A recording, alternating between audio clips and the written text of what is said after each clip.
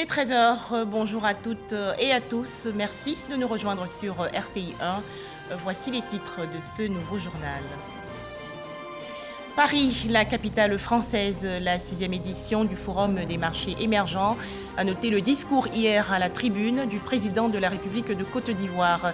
Alassane Ouattara a présenté la situation de son pays, des États africains avec les crises de coronavirus et ukrainienne. En Côte d'Ivoire, des journées exclusivement dédiées aux réclamations dans le cadre de la production des cartes nationales d'identité.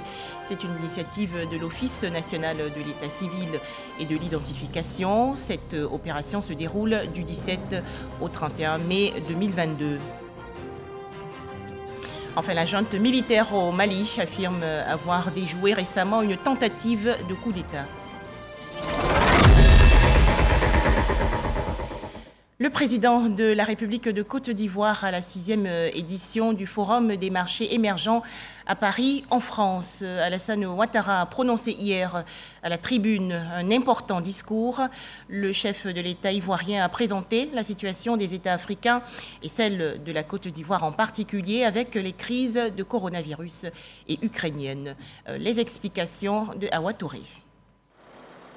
Le centre de conférence de la Banque de France à Paris, le président de la République Alassane Ouattara à l'ouverture du Forum des marchés émergents aux côtés de plusieurs personnalités du monde politique, économique et de la finance, notamment l'ancien président du Mozambique, Joaquim Chissano. Ce forum, initié par l'ancien directeur général du Fonds monétaire international, Michel Kandessu, vise à réduire les inégalités entre les pays en facilitant l'échange d'expériences, le débat politique, ainsi que l'engagement du secteur privé pour atteindre l'objectif commun d'une croissance et d'un développement durable. L'occasion pour le chef de l'État de faire une importante communication sur l'impact des crises actuelles sur les économies, notamment les économies africaines. I liked very much the chapter on the future prospect of Africa. Noted that several recommendations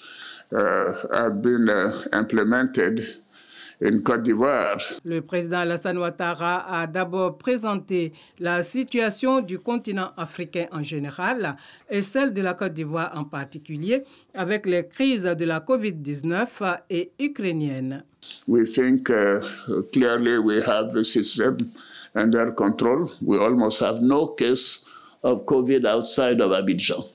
And I said as of yesterday, we had only 19 cases in Abidjan, of which 2 are in the hospital, but they're minor cases. It's Omicron. Il a proposé par la suite des solutions pour une relance économique et la réduction de la pauvreté à travers une meilleure gestion des économies. Au thème de la cérémonie, le président Alassane Ouattara est revenu sur les grandes lignes de son intervention. Je leur ai expliqué la situation du continent qui a été frappé par cette double crise. En ce qui concerne la COVID, j'ai expliqué que la Côte d'Ivoire s'en est bien tirée parce que cette crise a été bien gérée dès le début et que 50% des personnes ont eu la primo-dose et à peu près le tiers des doubles-doses. C'est-à-dire que la Côte d'Ivoire continue de faire des progrès, mais qu'il nous faut continuer de vacciner les gens et continuer donc de produire des masques et même d'avoir une usine de fabrication de vaccins. Alors, en ce qui concerne les conséquences de la crise de l'Ukraine, j'ai indiqué que ces conséquences étaient sur les produits alimentaires, sur le carburant, bien sûr sur les engrais et aussi sur les finances. Et que de ce point de vue, la Côte d'Ivoire a entrepris un vaste programme de soutien à l'économie qui permet de contenir les conséquences sur les prix. Nous avons moins d'inflation qu'ailleurs.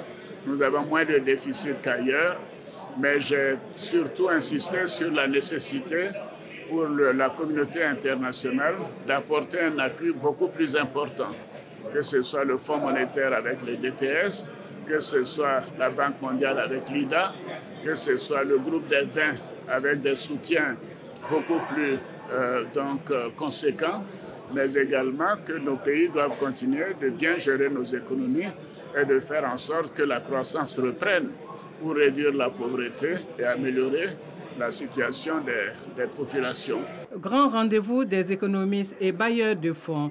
Cette édition du Forum des marchés émergents se tient du 16 au 17 mai à Paris. Restons en France, le pays a un nouveau Premier ministre. Elisabeth Borne a en effet été nommée hier à la tête du gouvernement français. Elisabeth Borne, 61 ans et issue de la gauche, devient ainsi la deuxième femme après Édith Cresson à accéder à cette fonction. Plusieurs chantiers, notamment celui des retraites, l'attendent de pied ferme. Le point avec Sidonie Davila.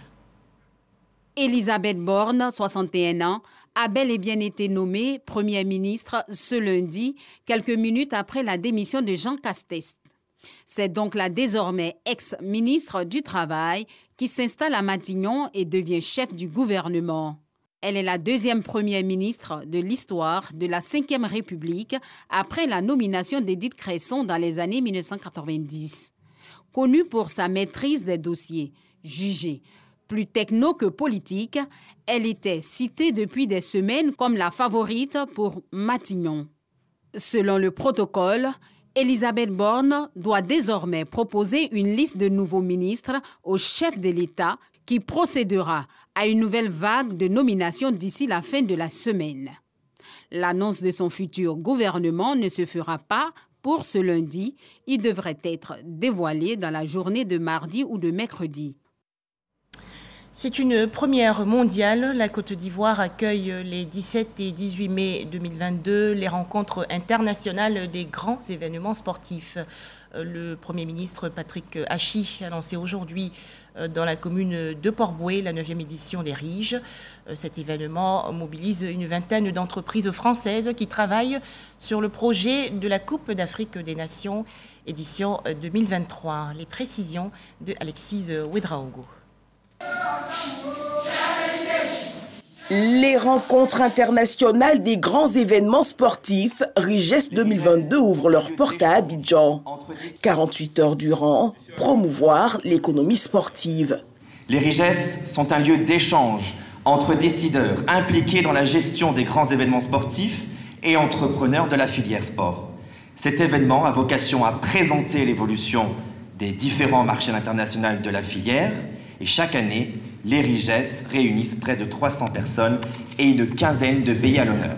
Organisée chaque année par Business France, l'édition 2022 se tient pour la toute première fois sur le continent africain à Abidjan, en prélude à la CAN 2023. Le RIGES qui est organisé nous donne l'opportunité de réfléchir sur la valeur sociale du sport, la valeur du développement de l'économie sportive, mais surtout d'optimiser les investissements réalisés dans notre pays en vue de la CAN 2023 et pour les infrastructures à venir, infrastructures de proximité notamment, dans le cadre des Agora et du Précis. Les RIGES sont surtout de grands moments, notamment d'échanges avec des entreprises françaises. La diversification des sources de financement du sport est une exigence claire pour permettre le décollage, l'amplification de cette économie du sport en Côte d'Ivoire. Nous comptons donc sur le soutien engagé de nos fidèles partenaires internationaux et sur celui des acteurs mondiaux de ces marchés pour y parvenir. Avec cette ambition claire du gouvernement ivoirien, le RIGES constitue naturellement un terrain de jeu de prédilection pour renforcer cette stratégie, jouer collectif et incarner un point de rencontre et d'opportunité d'affaires entre les acteurs ivoiriens et africains et entre les entreprises donc, françaises et celles-ci référentes du secteur. Elles trouveront ici l'occasion de nouer contacts de qualité et partenariats innovants dans la mise en œuvre de la politique économique sportive de nos nations et, plus globalement, de notre continent, l'Afrique. Notons que plusieurs pays prennent part à ce rendez-vous, notamment le Cameroun, le Sénégal, le Togo, la République démocratique du Congo et le Tchad. Deuxième et dernière semaine des travaux de la COP 15 à Abidjan. On en parle maintenant.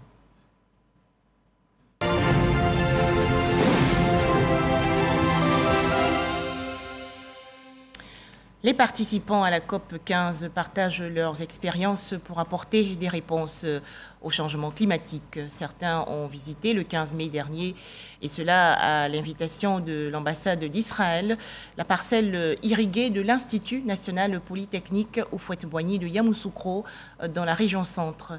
Véritable outil de maîtrise de l'eau, ce lopin de terre constitue un levier pour la formation aux pratiques agricoles. Les explications de Léon Brou de RTI Bouaké.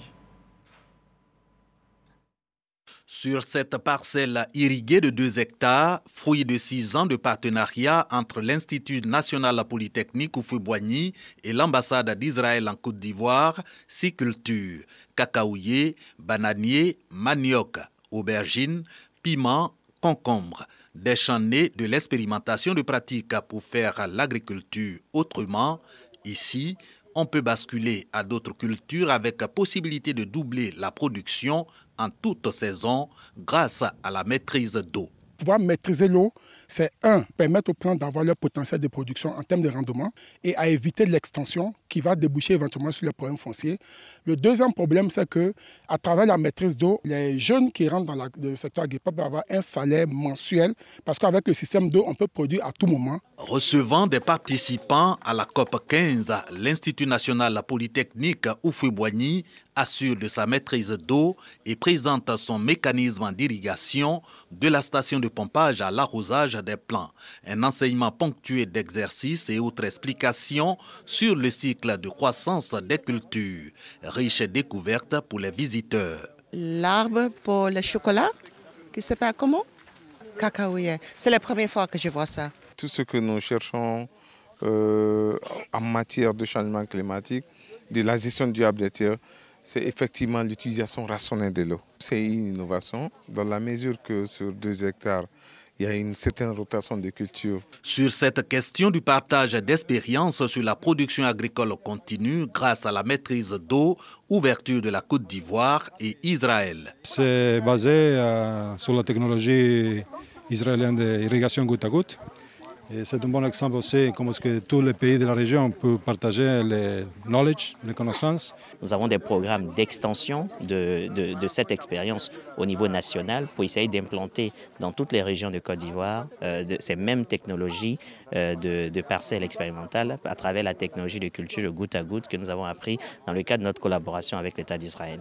Donc bien évidemment, nous sommes disposés aussi à exporter cette connaissance au niveau international. Outre ces étudiants en sciences agronomiques, l'Institut national polytechnique Houphouët-Boigny forme dans ses champs écoles pour 6 à 12 mois des déscolarisés et étudiants d'autres grandes écoles. 1000 jeunes y ont déjà séjourné.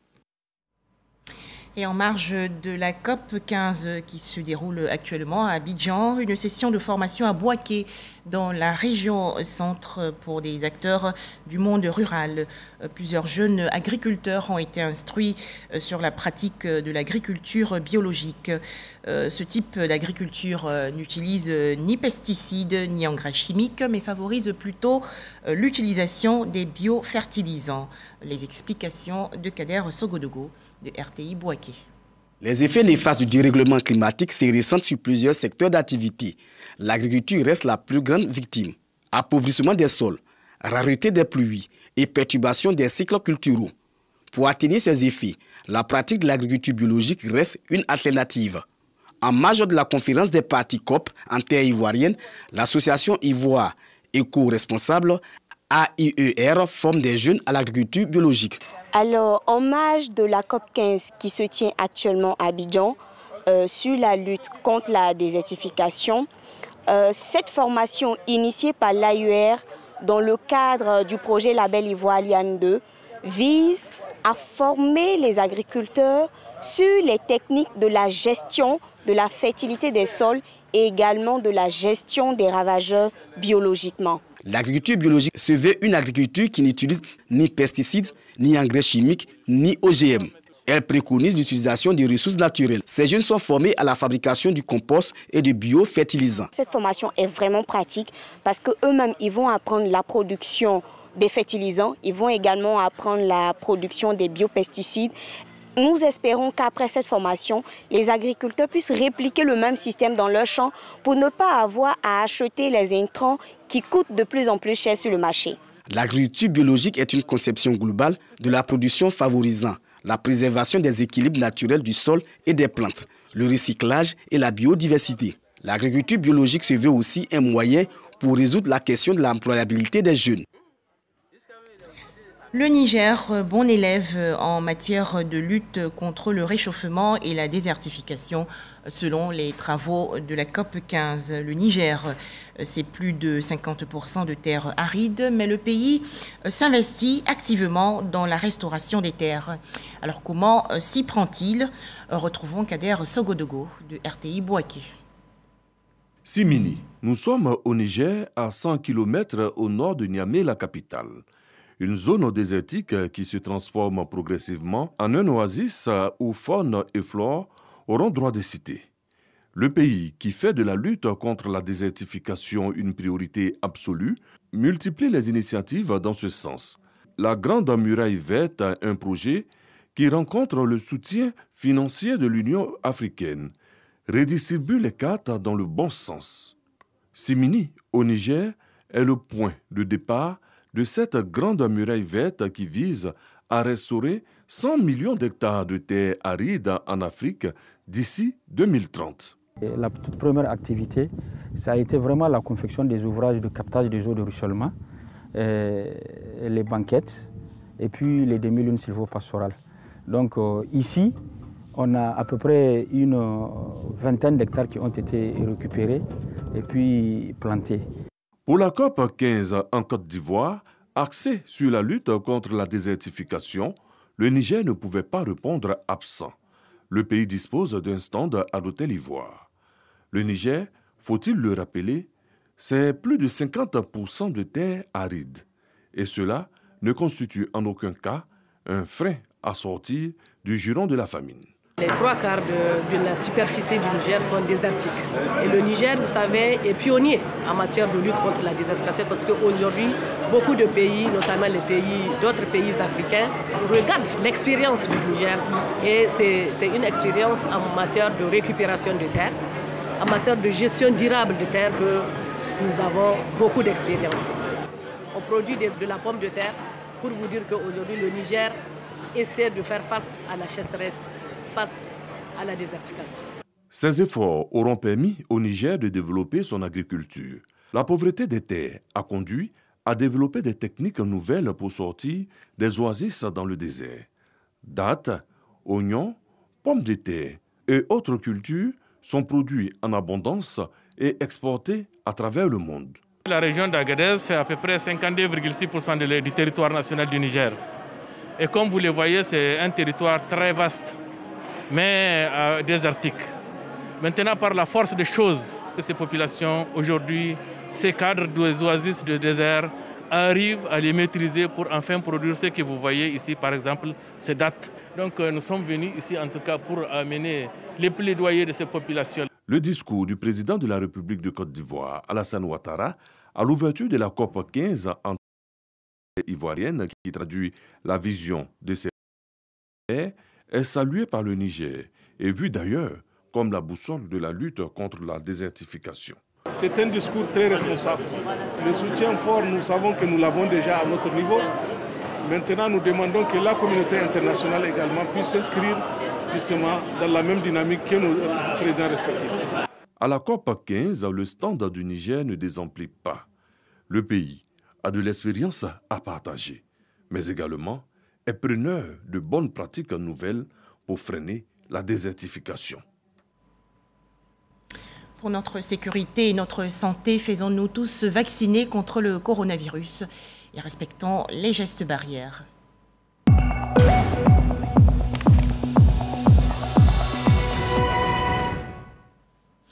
Les chiffres du coronavirus en Côte d'Ivoire. 7 nouveaux cas de coronavirus ont été enregistrés hier dans le pays.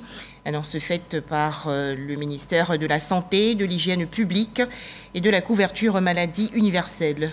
La Côte d'Ivoire compte actuellement au total 82 008 cas confirmés de coronavirus, 81 185 personnes guéries, 799 décès et 24 cas actifs. Un tout autre sujet à présent, il faut mettre fin aux violences basées sur le genre. Les acteurs ouest-africains de la lutte ont participé hier à un atelier dans la commune du Plateau, initiative d'une organisation internationale à but non lucratif basée aux États-Unis. Les détails, Evelyne Boué et Didier Nguessan. Depuis plus de 20 ans, l'organisation Engender Health met en œuvre des programmes en Afrique pour sensibiliser et mobiliser les acteurs de la lutte contre les violences basées sur le genre, VBG, pour contribuer à éliminer ce fléau. Afin de lutter plus efficacement contre ces violences, une initiative multisectorielle de prévention et d'intervention en matière de VBG est centrée sur les survivantes en Afrique de l'Ouest. C'est une initiative qui consiste à mettre ensemble tous les acteurs impliqués dans la lutte contre les VBG en fédérant les connaissances, en fédérant les approches et en fédérant les ressources. Cette initiative vient renforcer la lutte contre les violences faites aux femmes et aux jeunes filles. Engender accompagne le ministère de la Femme, de la Famille et de l'Enfant, l'État de Côte d'Ivoire, dirais-je, dans la mise en œuvre de toutes ces initiatives qui nous engagent tous. En 2021, 6040 cas de violences basées sur le genre ont été enregistrés en Afrique de l'Ouest francophone. Un anniversaire dans cette édition, l'organisation non gouvernementale Cri de cœur qui œuvre pour l'autonomisation économique des femmes à 10 ans. Les festivités se sont déroulées récemment dans la commune de Yopougon. À noter la présence d'un invité de marque, le ministre de l'Enseignement supérieur et de la Recherche scientifique, Adama Diawara. C'est un reportage de Khalil Diomandé et Walter Amadou.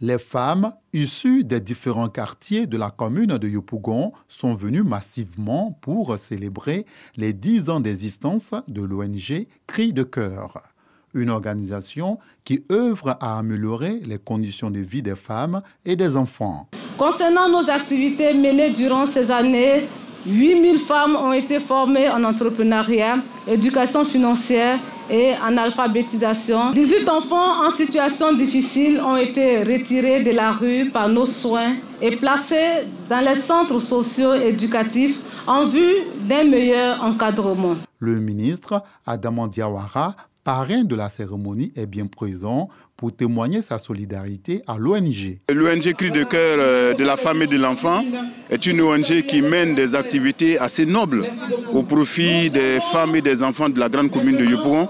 Donc il est de notre devoir en tant que cadre de la grande commune de Yopougon de venir leur apporter notre soutien moral et même financier, et de les exhorter à continuer de la sorte, de faire en sorte que cette ONG grandisse de plus en plus et mène encore plus d'activités sur le terrain. À partir du mois de juin 2022, l'ONG Cri de cœur procédera à la formation de 10 000 femmes en alphabétisation, en entrepreneuriat et en éducation financière. Toujours en Côte d'Ivoire, une opération dénommée les Journées de renforcement du traitement des réclamations. C'est une initiative de l'Office national de l'état civil et de l'identification. Le processus se déroule du 17 au 31 mai 2022. Les services mobiles de l'ONESI sont ainsi déployés sur le terrain pour recueillir toutes les informations en vue des réclamations portant sur la carte nationale d'identité. Plus de détails dans nos prochaines éditions. Une nouvelle direction à l'ARTCI, Autorité de régulation des télécommunications de Côte d'Ivoire. Namawa Touré Bamba, nommé à l'issue du Conseil des ministres du 13 avril 2022, a pris fonction le 5 mai dernier. Les temps forts de la cérémonie de passation avec Cheikh Koné. Namawa Touré Bamba prend officiellement les rênes de la direction générale de l'autorité de régulation des télécommunications et des TIC de Côte d'Ivoire, ARTCI. Cette nomination vient mettre ainsi fin à un intérim de 10 mois. Celle qui était jusque-là la directrice générale de l'économie numérique, des télécommunications et de l'innovation au ministère de tutelle promet replacer l'ARTCI au cœur de sa mission de régulateur dans un secteur où les problématiques et les enjeux se sont complexifiés. Le chef de l'État nous exhorte à bâtir une conscience nationale imprégnée des valeurs d'intégrité, d'équité et un sens élevé de la responsabilité dans la conduite des affaires publiques. Cela doit se traduire par un véritable changement de mentalité et de comportement. J'entends donc inscrire mes actions sur la base des recommandations du rapport d'audit qui a été fait et les instructions des hautes autorités. Je voudrais également améliorer la gestion financière de la RTCI pour une meilleure transparence des comptes et le renforcement de la trésorerie. Au regard des défis, la nouvelle directrice entend participer activement à l'élaboration des réformes afin d'atteindre les objectifs de chacun des 7 piliers stratégiques de l'institution, à savoir les services, les compétences et les infrastructures numériques d'une part et d'autre part l'innovation et la cybersécurité. Bientôt 6 milliards de francs CFA investis dans divers projets pour développer 4 localités du centre de la Côte d'Ivoire, notamment Didiévi, Djekanou, Tébissou et Toumaudi. C'est une initiative du Conseil régional du Bélier. Ces projets seront réalisés sur une période de 3 ans et cela conformément au programme triennal élaboré par le Conseil. Pour en parler, Eugène Atoubé. Ce sont plus de 6 milliards de francs CFA que le Conseil régional du Bélier va investir dans les projets de développement durant la période 2022-2024. Ce montant représente le budget triennal adopté à l'unanimité des conseillers régionaux au cours de la 2e session ordinaire du Conseil régional du Bélier. Pour l'exercice 2022, 2,45 milliards de francs CFA ont été mobilisés pour mener les actions selon les besoins exprimés par la population et en fonction des priorités. Nos populations aspirent à un mieux-être. Ce mieux-être passe par l'éducation, la santé et les activités génératrices de revenus pour les jeunes et les femmes. Ce programme induit forcément une amélioration des conditions de vie de nos populations parce qu'il prend en compte l'absolue nécessité des populations, à savoir l'eau potable, l'électricité et la santé qui constituent un pan majeur des besoins de nos populations. Merci d'en faire votre priorité. Dans les villages, chefs-lieux de sous-préfecture ainsi que dans les chefs-lieux de département qui composent la région du Bélier, de nombreuses infrastructures ont été livrées aux populations et d'autres sont en cours d'achèvement. Ce sont des écoles, des centres de santé, des pompes hydrauliques et châteaux d'eau, des voies ouvertes et reprofilées, des postes de gendarmerie auxquels s'ajoute le centre de secours d'urgence de Toumaudi. Des actions individuelles et collectives sont également menées pour sortir les femmes et les jeunes de la précarité et les conduire à l'autonomisation. Le Conseil régional du Bélier est engagé dans une dynamique de progrès de ces populations et au cœur de ces actions, la solidarité et la cohésion. L'union dans la diversité. On doit s'unir autour d'un projet. Le seul projet qui vaille la peine, quelles que soient nos pensées, c'est le mieux-être de nos populations. Qu'on s'unisse autour, que celui qui a une idée, qu'il apporte, que celui qui peut aider son camarade, qu'il l'aide. Le développement n'a pas de couleur. Le développement, si nous aimons nos parents, il faut qu'on s'entende pour faire le développement. Le Conseil régional du Bélier veut faire de cette entité territoriale un pôle agro-industriel au regard de son potentiel agricole. Et pour impliquer et engager l'ensemble des populations dans cette perspective, les sessions du Conseil sont désormais tournantes. En image, le Mali mécontent, la junte malienne a en effet affirmé hier avoir mis en échec la semaine dernière une tentative de coup d'État. Opération menée par des officiers et soutenue par un pays occidental. Dans un communiqué lu à la télévision d'État, les autorités maliennes ont fait état d'interpellations et ont indiqué que les contrôles ont été renforcés aux sorties de la capitale Bamako et aux frontières. Les États-Unis lèvent une série de sanctions contre Cuba, pays sous embargo américain depuis 1962. L'administration Joe Biden a en effet annoncé qu'elle va remettre en place un programme suspendu qui facilitait les procédures d'immigration de membres d'une même famille. Les États-Unis promettent également d'augmenter les capacités de traitement des demandes de visa à La Havane. Dernière information, vous avez rendez-vous aujourd'hui, mardi 17 mai 2022 à 16h précises sur RTI 1. L'émission Ça fait l'actualité va parler largement de la COP 15, notamment de la digitalisation des emplois de la terre. Invité Bernard Comoé, directeur général de la planification, de la programmation et du financement au ministère de l'Agriculture et du Développement rural. Voilà, merci de nous avoir suivis. D'autres informations sur notre site rti.ci.